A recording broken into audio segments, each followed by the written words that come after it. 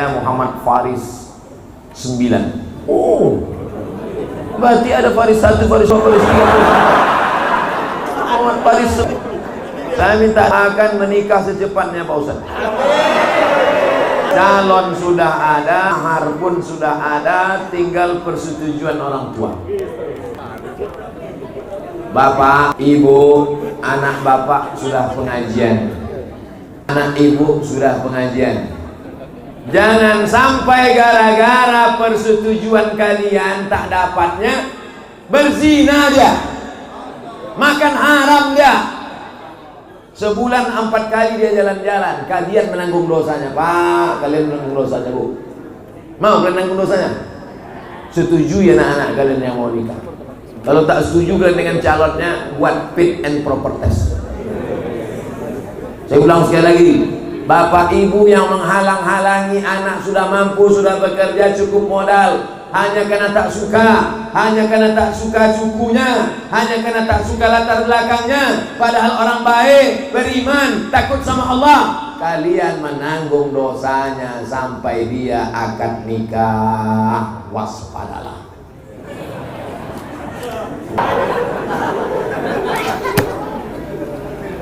Yang ketawa yang anak-anak pula kan masih lama lagi.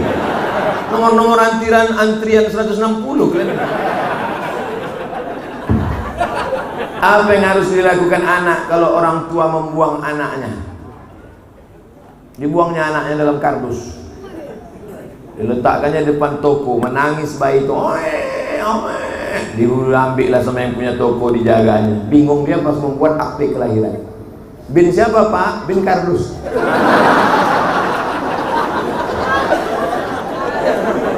Dibuangnya anak itu, pas anak itu sudah sukses, barulah dia datang. Akulah omakmu, ayahmu yang dulu membuang engkau dalam kardus 28 tahun yang lalu.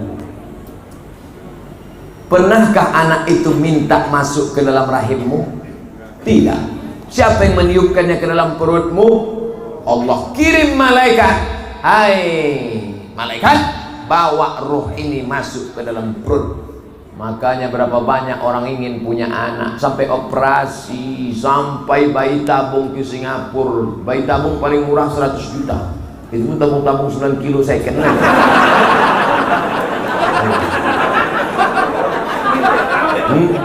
Tiba-tiba kalian begitu punya anak, kalian buang.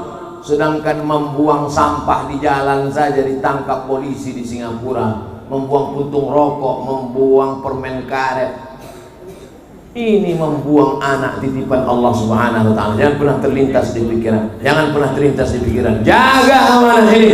Man ala thalatha banatin. Siapa yang merawat, membesarkan 3 anak perempuan, fa'addabahunna, dididiknya dengan baik, wa zawwajahunna, dinikahkannya dengan orang baik-baik, dalam kurung anak remaja Masjid Nurul Huda, wa ahsana ilaihinna, dia buat baik sampai mati, falahul jannah, maka surgalah baginya. Kau bangun ruku, meninggal tinggal. Kau punya mobil, meninggal mati tinggal. Tapi ada amal yang tetap mengalir. Apa dia? Waladun salihun, anak yang soleh, bukan somat. Anak soleh. Oleh sebab itu hati-hati, yang dititipkan Allah amanah anak, bawa dia pengajian, masukkan dia ke pondok tahfiz Quran, daftarkan ke pondok pesantren. Yang anak perempuan suruh latih dia pakai jilbab panjang. Allah bisa karena biasa. Dari kecil terlonjak-lonjak, sudah besar terbawa-bawa, sudah tua terubah tidak. Begitu kata orang Melayu. Kalau hendak membentuk buluh, biarlah dari rebung. Alhamdulillah malam ini anak-anak muda ini semuanya dapat pahala. Kakinya dapat pahala, tangannya dapat pahala, HP-nya pun dapat pahala, walaupun casingnya Spiderman.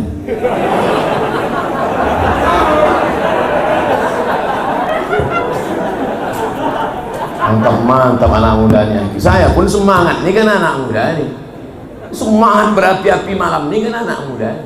Kalau diturutkan susah hati, sedang risau ya. Anak muda. Untung yang saya tengoknya anak muda. Lo sempatlah omak-omak sama tua-tua. Udahlah awak sedang stres. Yang ditengok pula orang-orang udah mau diintai-intai malaikat maut. Ceramah. Assalamualaikum. Aku sebenarnya Pak, entah apa. Aku begitu menengok anak muda ini bangkit, datang pula ketua panitia. Wow. Bagaimana hukum sholat kita? Gimana hukumnya sholat kita kalau kurang khusyuk karena tetangga kita bau badan?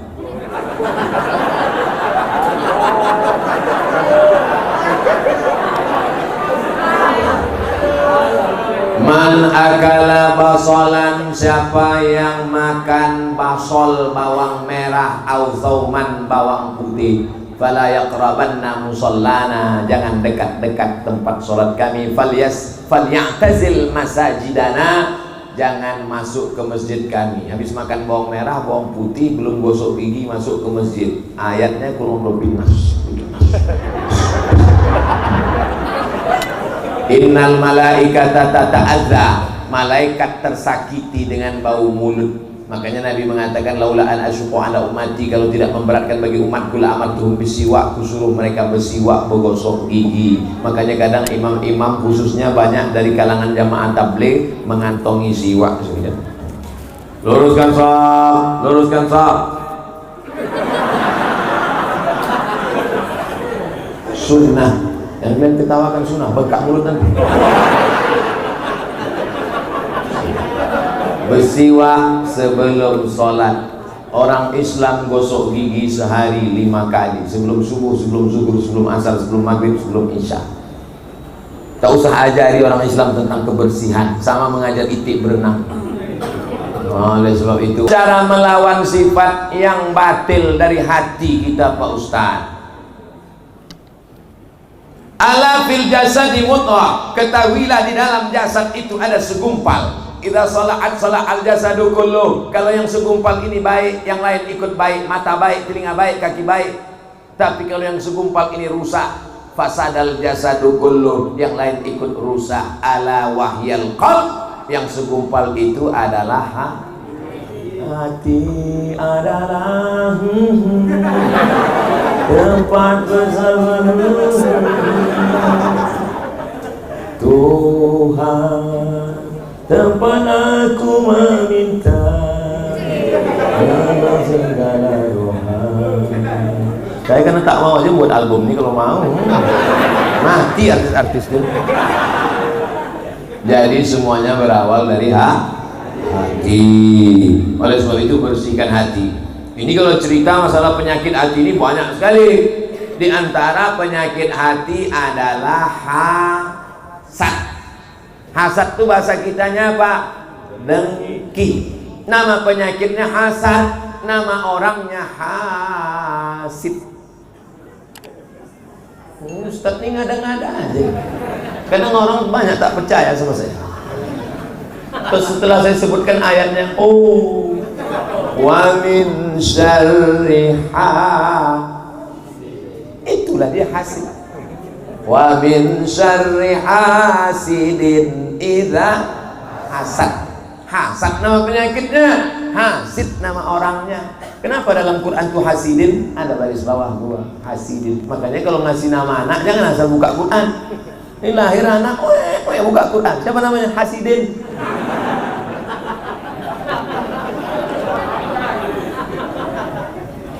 Penyakit yang pertama kali di langit, yang pertama kali di bumi adalah penyakit hasad. Siapa yang pertama kali terkena penyakit di langit? Iblis. Apa penyakit iblis? Hasad. Hasad itu apa? Tak senang menengok orang dapat nikmat. Apa penyakit hasad iblis? Tak senang nengok Adam dapat nikmat. Penyakit yang pertama di bumi, hasad. Siapa yang kena hasad? Kabil. Tak senang menengok Habil dapat bini cantik. Makanya kalau ada di antara bapak, siapa itu? Bini kawanku, macam hantu tengok. Marah menengok bini orang, itu keturunan Kabil. Tak senang nengok orang lain dapat nikmat. Makanya nanti kalau hari Ahad ada kawan kalian yang nikah, cara menghilangkannya doakan dia. Datang kalau dia nikah. duduk dekat pelaminan, jangan Pak duduk, lewat depan pelaminan doakan, barakallahu lakuma wa baraka alaikuma wa jama'a bainakuma fi khair. Barakallahu lakuma, semoga kalian berdua diberkahi Allah. Wa baraka alaikuma, semoga kalian berdua. Jangan hasad tak mau datang. Atau kalian datang tapi hati kalian marah, sampai di depan tuh berdoa juga, cuman gigi rapat.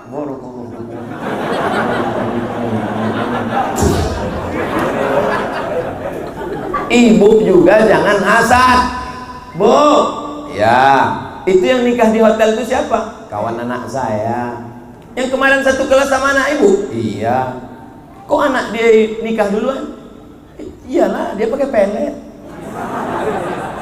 Dia pakai dukun. Doakan mudah-mudahan dia dapat anak keturunan yang soleh dan solehah. Amin. Jodoh kalian insya Allah akan dikirimkan Allah. Kenapa belum nikah juga? On the way. Begitu caranya. Ini tak lama lagi kan bulan Muharram, bulan Safar, Rabiul Awal, Rabiul Akhir, Jumadil Awal, Jumadil Akhir, Rajab, Sya'ban, Ramadan. Di bulan Ramadan yang belum nikah nih, mudah-mudahan nanti Ramadan dibangunkan oleh istrinya sahur. Jangan sampai kalian dibangunkan jam weker, apalagi dibangunkan mercun.